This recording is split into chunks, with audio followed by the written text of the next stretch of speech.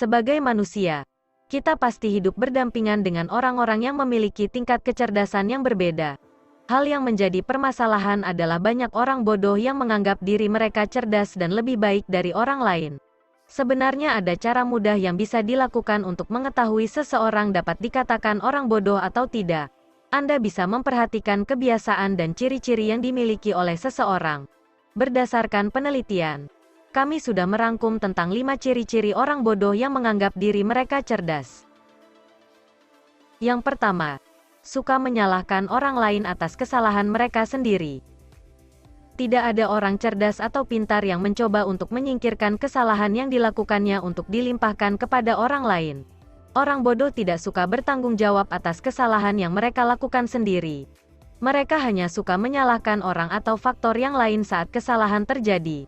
Berbeda dengan orang bodoh, orang yang cerdas dan pintar pasti mengetahui bahwa setiap kesalahan merupakan sebuah kesempatan untuk bisa belajar dan menjadi pribadi yang lebih baik.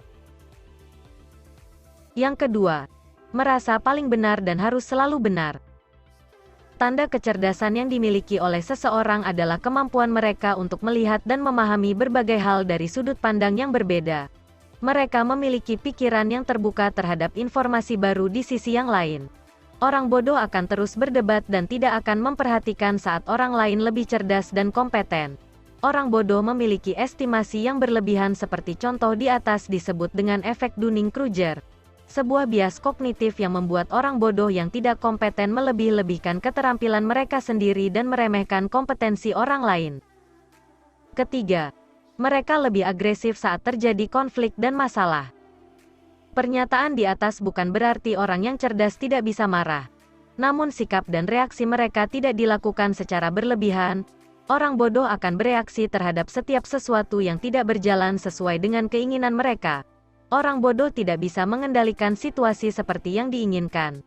Maka mereka cenderung menggunakan amarah dan perilaku agresif untuk mengamankan posisi mereka. Yang keempat, mereka cenderung mengabaikan kebutuhan dan perasaan orang lain. Penelitian dilakukan oleh Russell James dari Texas Tech University yang menemukan bahwa orang dengan IQ yang lebih tinggi cenderung memberi tanpa mengharapkan imbalan apapun berbanding terbalik dengan orang bodoh. Dan yang terakhir, mereka merasa lebih baik dari orang lain.